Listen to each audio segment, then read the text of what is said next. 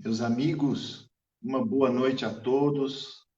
Estamos aqui felizes em poder compartilhar com vocês mais uma oportunidade de estudos do Evangelho de Jesus, unindo os nossos corações nessas lições tão importantes para os nossos espíritos. Hoje temos o tema esperança, tema maravilhoso, né? Para trabalharmos nos nossos corações e distribuirmos na medida de nossas forças. Que tenhamos todos bons momentos de paz, de reflexão, de união, de alegria, e que sejamos todos unidos numa família só, neste momento de estudos do Evangelho. Que Jesus nos abençoe.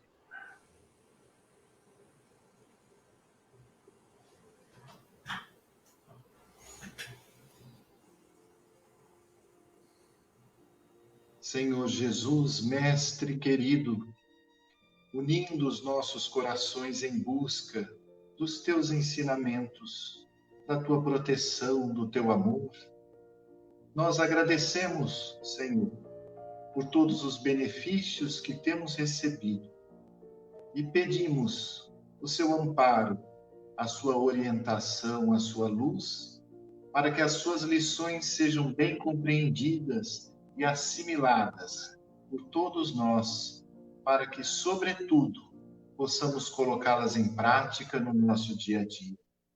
Que o Senhor fique conosco e que a sua vontade seja feita hoje e sempre. Que assim seja.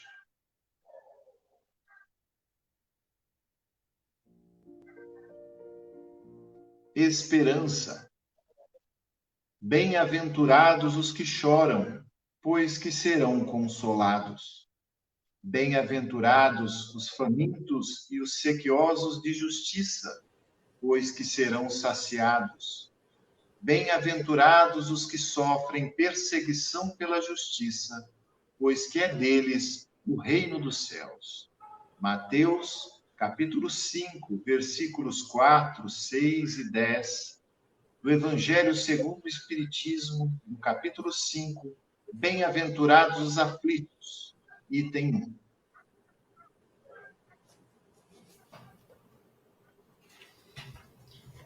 Meus amigos, boa noite.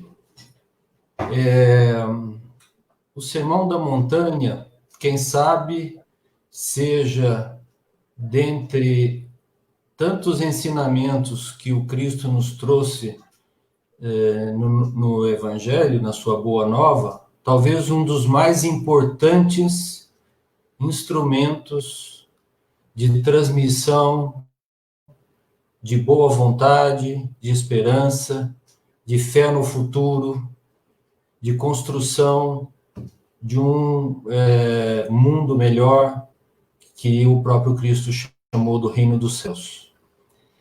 Eu, para me apoiar um pouquinho nesse nosso bate-papo aqui, busquei no livro Boa Nova, tem uma mensagem do Humberto de Campos, capítulo 11, chamado Sermão do Monte, que claramente é muito longa para ser vista aqui, mas eu vou pincelar algumas frases, alguns pedaços para o nosso comentário.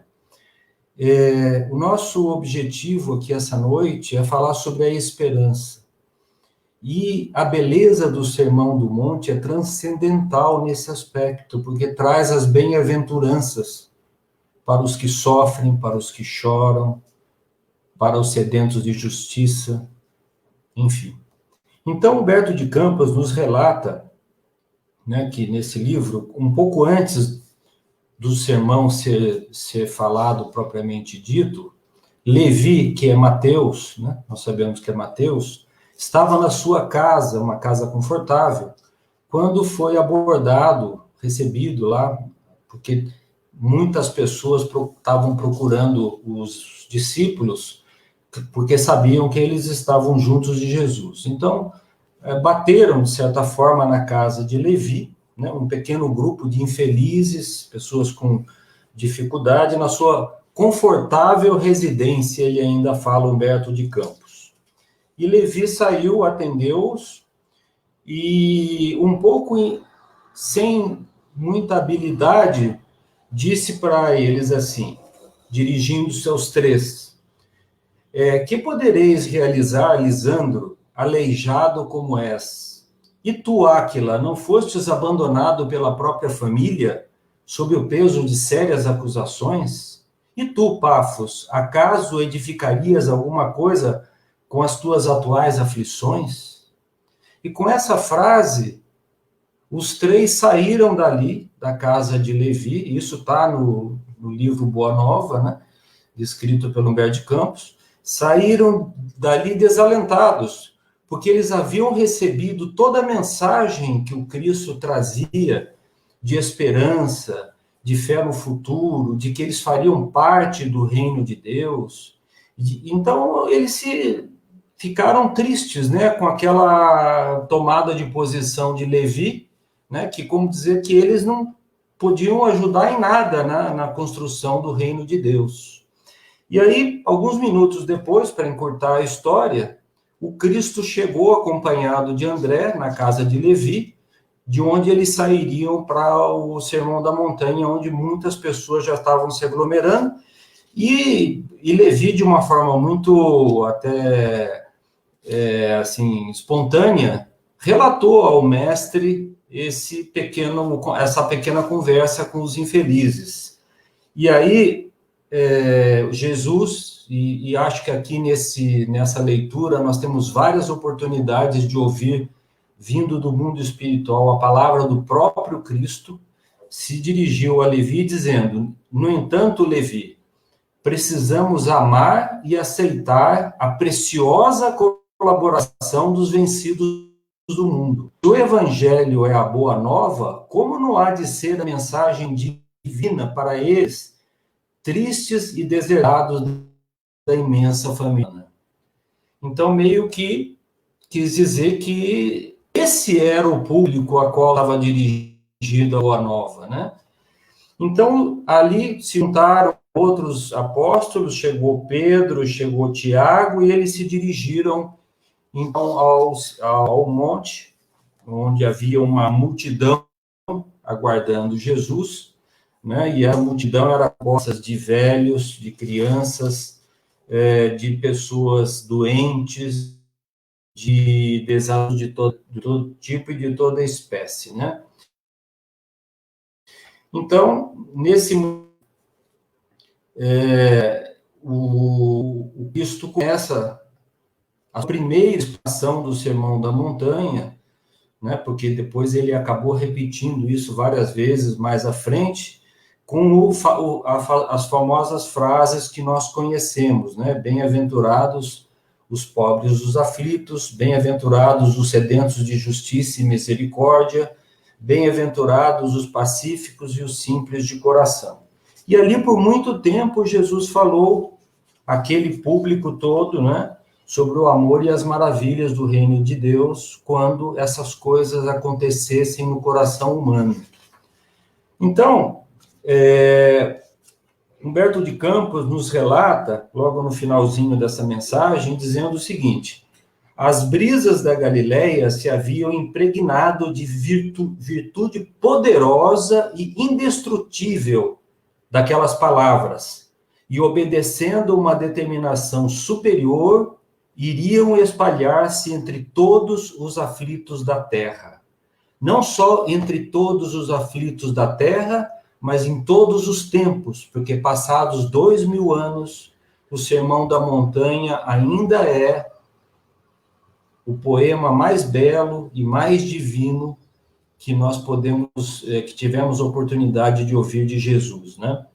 Então, aí, Levi se encontrou com aqueles três amigos, entre aspas, né, que estavam ali, alegres e felizes de terem ouvido Jesus falar sobre a importância deles para o mundo, né? Então, o Humberto de Campos nos relata o seguinte, que o discípulo percebeu que os pobres amigos que o visitaram à tarde desciam um monte abraçados com uma expressão de grande ventura, como se os animasse um júbilo sem limite. Levi aproximou-se e o saudou transbordante de alegria, compreendendo que o ensino do mestre em toda a sua luz abrangia o porvir, o infinito do mundo. Grande esperança e indizível paz lhe havia penetrado o âmago do ser. Então, meus amigos, e o Cristo se rejubilou com essa mudança de postura do Levi, quando se dirigiu a ele no final da noite, quando as estrelas já estavam aparecendo no firmamento. Então, meus amigos, nós que estamos na casa transitória, nos lembramos que as criaturas assistidas pela casa transitória, as famílias gestantes, quem são? São aquelas que não têm acesso ao Evangelho, à doutrina espírita. São as pessoas que estão na penúria, doentes, que perderam família, que o marido abandonou a mulher, viúvas, que não conseguem sustentar seus filhos, que por lá já passaram mais de 30 mil famílias, que não têm acesso à informação do Evangelho. Então, que nós que temos um pouquinho de esclarecimento, não façamos como Levi ou como Mateus, tornando o Evangelho, portanto, essa poesia de bem-aventuranças, um dom exclusivo nosso, de uma elite, e que possamos distribuir isso a mãos cheias. E isso é o que a Casa Transitória faz em todas as aulas de orientação maternal que são dadas pelas professoras. Além da cesta básica, além da assistência médica, elas recebem a informação de que elas são importantes para Jesus. E que o Evangelho, que é a boa nova, é dirigido a eles, a essas pessoas sofredoras, né? Então, eu vou terminando aqui o meu comentário, porque eu já passei do meu tempo, mas fica essa mensagem para nós de otimismo, de fé, de esperança, mas muito importante de distribuir essa informação àqueles que sofrem, àqueles que choram. São a essas pessoas que nós temos que dirigir o nosso coração, o nosso sentimento e devotar a elas o nosso trabalho incessantemente. Que Jesus nos abençoe.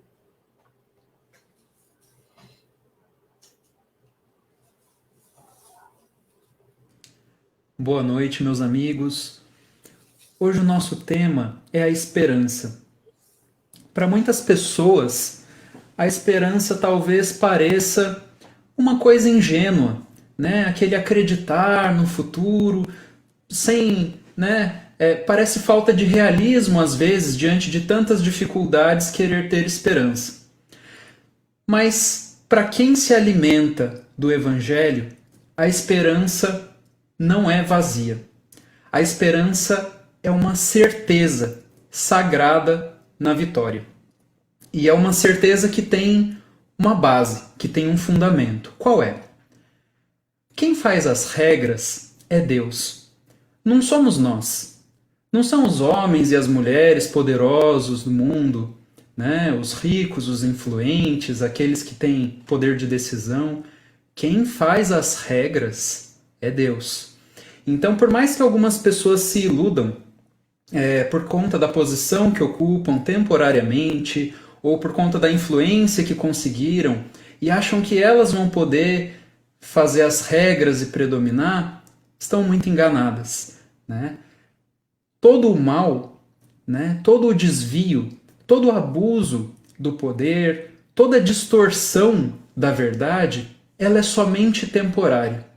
Porque Jesus, o nosso mestre, já nos disse que toda árvore que não foi plantada pelo meu Pai será arrancada. As árvores que vêm de Deus, as árvores plantadas pelo Pai, são árvores de bondade, árvores de justiça, árvores de amor, né? São esses os valores que vão predominar. É apenas uma questão de tempo. E a certeza a esperança, melhor dizendo, de quem se alimenta do Evangelho, é a certeza disso, de que mais dia, menos dia, o mal vai ter que sair, vai ter que ceder o lugar, porque só aquilo que vem de Deus permanece. E aproveitando a lembrança do Túlio, das histórias do livro Boa Nova, lembrei também de uma história que está nesse livro, que é o encontro de Jesus com o apóstolo Bartolomeu. O livro conta que Bartolomeu era um dos apóstolos mais dedicados de Jesus, mas que também ele era um apóstolo triste. Várias vezes Jesus percebia que ele andava meio cabisbaixo, e um dia o mestre aproveitou a oportunidade para se aproximar, né? Aproveitou que os outros discípulos estavam em outras atividades, que ele teria a chance de conversar com Bartolomeu em particular. E nessa conversa, Bartolomeu começou a expor algumas das causas da tristeza. E Jesus queria que ele tivesse bom ânimo, porque o evangelho, a palavra evangelho, significa boa nova, boa notícia. E qual é a boa notícia que não traz alegria? Então, o evangelho vem para nos trazer alegria, sim, né? Então, Bartolomeu se queixou para Jesus de que ele estava se dando mal nos negócios dele, né? Bartolomeu era um pescador.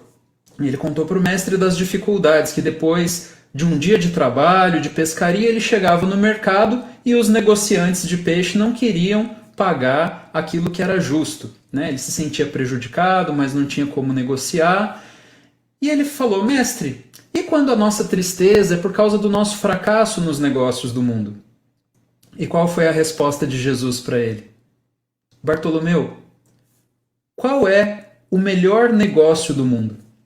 Será que o melhor negócio do mundo é aquele que faz a gente ganhar mais dinheiro, que faz a gente se apropriar de bens transitórios que a gente vai ter que devolver depois, quando acabar o nosso tempo aqui nesse mundo? Ou que muitas vezes vai trazer para a gente amargura, desilusão depois? Ou será que o nosso melhor negócio nesse mundo é a iluminação definitiva da nossa alma? E se as nossas perdas materiais servirem para que a gente reveja pontos de vista, reveja posturas e alcance essa iluminação, não terá sido isso um bom negócio? Bartolomeu ficou pensativo na resposta do mestre. E como ele tinha, a mãe dele tinha falecido havia pouco tempo, Bartolomeu perguntou para Jesus também: mas e quando a nossa tristeza é por conta da perda de um ente amado? E Jesus respondeu: Bartolomeu, quem está perdido se Deus é o Pai de todos nós? Se Deus é o Pai de todos nós, ninguém se perde, né? A morte do corpo não é a perda, porque mesmo aquelas pessoas que carregam as maiores culpas, que cometeram os maiores crimes, são bem amados por Deus. Deus estende a mão, oferece a chance do recomeço. Então, as pessoas que foram chamadas pelo Todo-Poderoso para voltarem para a verdadeira pátria, para a verdadeira vida, não estão perdidas de modo algum, né? Ninguém é órfão nessa terra, porque todos somos filhos de Deus. Então,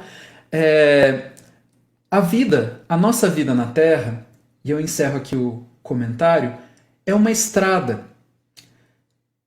maravilhosa, uma estrada abençoada, que vai nos levar para os braços de Deus. O trabalho e a luta que nos cabem no dia a dia é a caminhada, é a marcha. Então, se na nossa vida não tiver luta, não tiver problema, aí que a gente devia se preocupar. Aí tá estranho que a gente está aqui na Terra e não está tendo oportunidade de desenvolver, oportunidade de se superar. Isso deveria nos preocupar. Mas se a luta está vindo, se estamos tendo a nossa cota de bom trabalho, de bom combate, que a gente possa aproveitar e ter esperança, que é essa certeza absoluta de chegar. Fiquem com Deus, uma boa noite.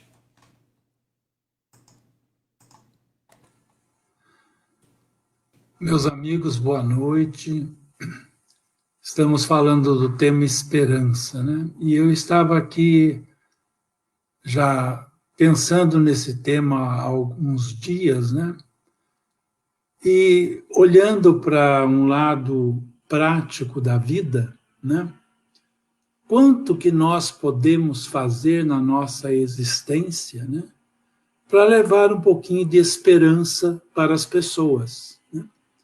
São, às vezes, gestos bem simples, né? Que nós façamos e que vai trazer a essas pessoas um pouco de esperança, né?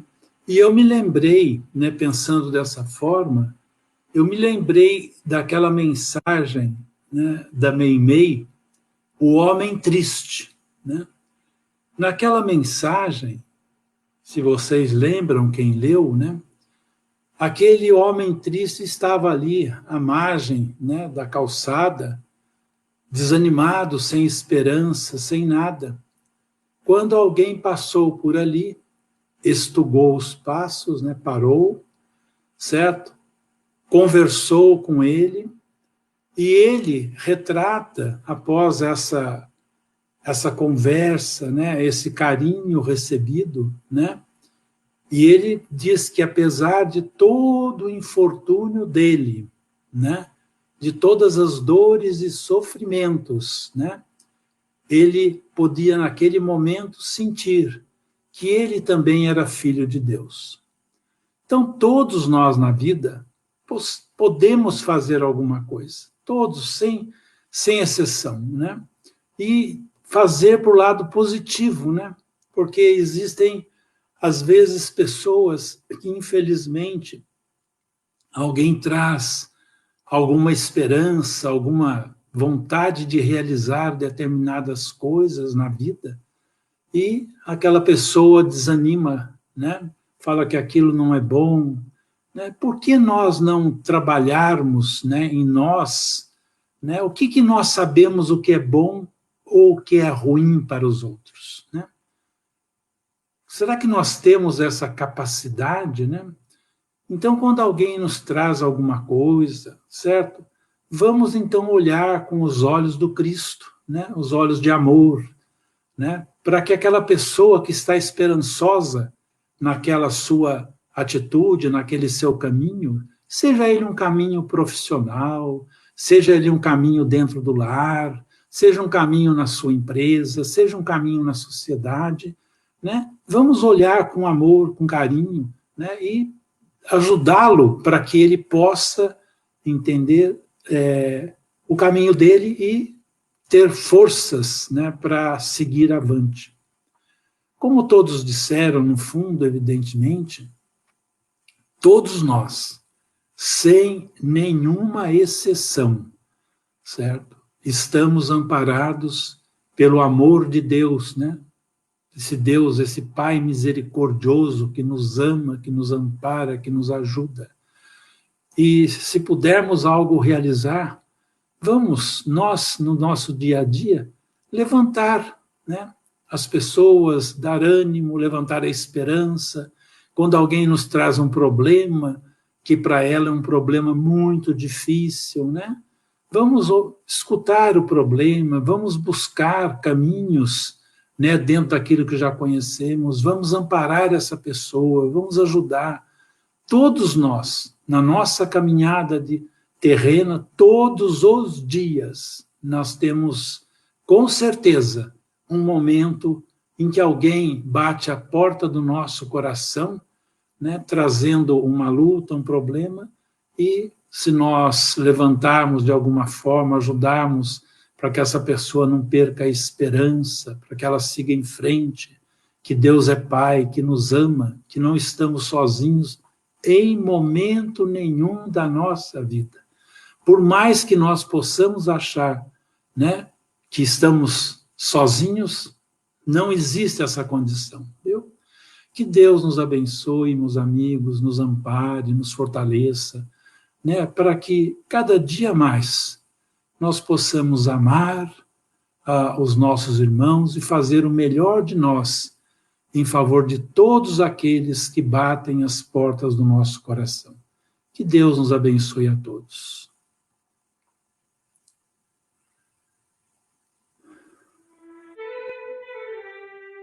Quando atravesses um momento considerado terrível na jornada redentora da Terra, recorda que o desespero é capaz de suprimir-te a visão ou barrar-te o caminho.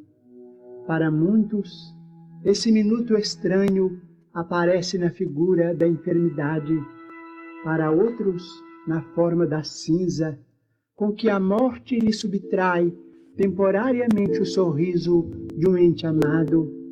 Em muitos lugares, guarda a feição de crise espiritual, aniquilando a esperança.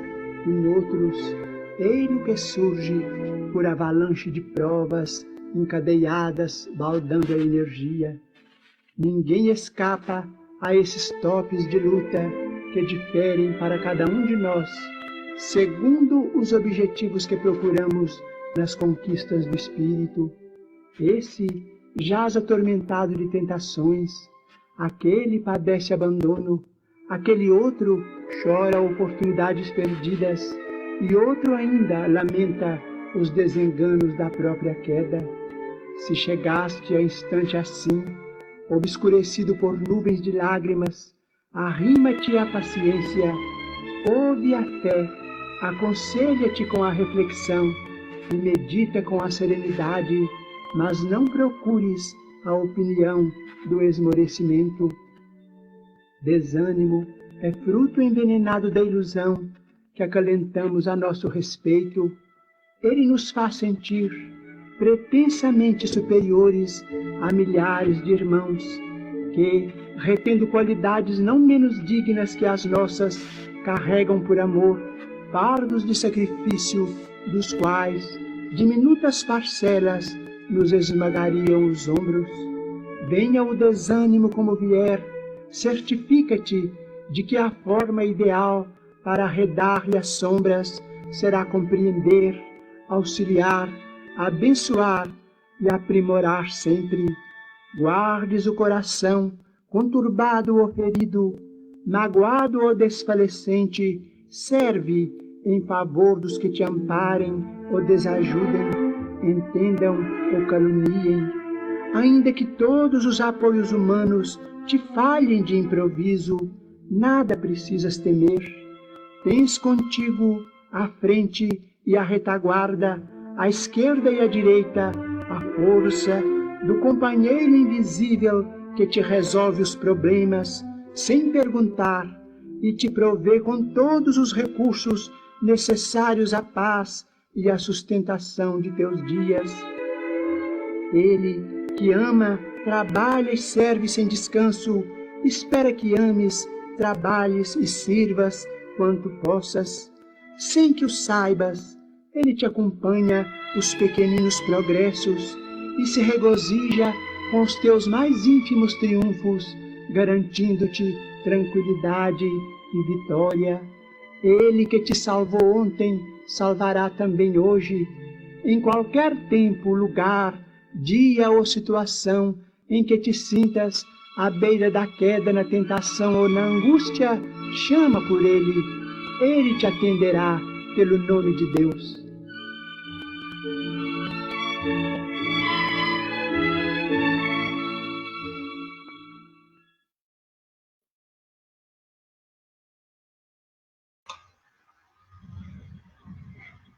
Meus amigos, vamos continuar pensando em Jesus, esse nosso mestre amado, amigo, inseparável de todas as horas, refletindo sobre a lição da noite, a certeza de que Deus é nosso Pai, que sempre nos apoia, que conhece a cada um de nós profundamente e que está sempre conosco, nos amparando, fortalecendo os nossos ideais.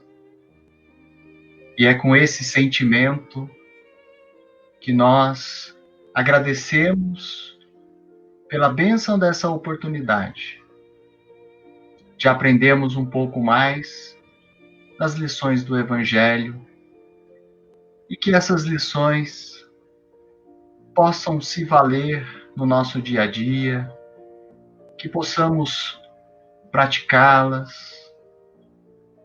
refletindo sempre no nosso modo de ser, na nossa busca da melhora interior. Que Deus abençoe a cada um de nós, os nossos lares, os nossos familiares, os nossos amigos.